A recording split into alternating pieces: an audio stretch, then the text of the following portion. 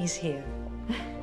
Who else has arrived? Mrs. Russell and Charles. But Mr. McAllister is fashionably late.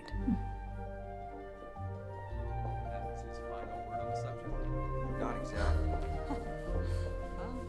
Good day. Oh, it's Brooke. My apologies. How did you contrive this? I thought it might interest you. How are you getting on? In what way? The conquest of New York. That's not the conquest that interests me. Mrs. Fane's been talking about the work of Miss Barton. I hear you're a great supporter. I try to be. That is, my husband and I both want to help her in her efforts, and I thought I might go with Mrs. Fane to her event at Dansville. Will you be there? I will. We can all travel together. What's this?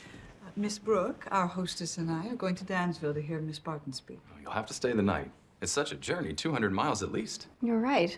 It's too far to return the same day. Why did she choose Dansville? I think Dansville chose her. How can we find out where to stay? Let me arrange it for you. There's no need. I'd like to. Could you include me in your travel plans? Of course. I'm going with you both to Dansville to support Miss Barton. It's a good way for you to start. In the meantime, I intend to make a reasonably generous donation. That's an even better way to start. Although it may not be without its complications. Mr. Ward McAllister.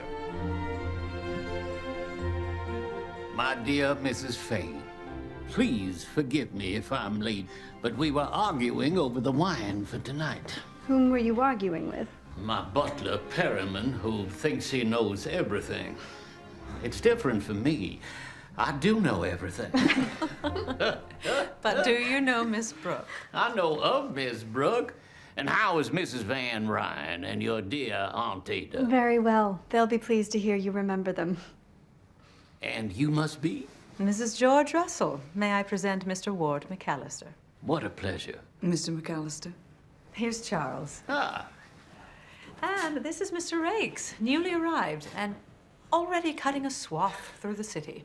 Hardly. I can easily believe it. How do you do?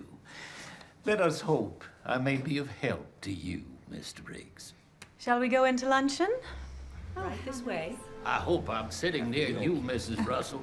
I want to hear all about your husband's railroad empire. Then I guess you'll have to speak to Mr. Russell. Oh, but I don't want the facts, only the gossip. No?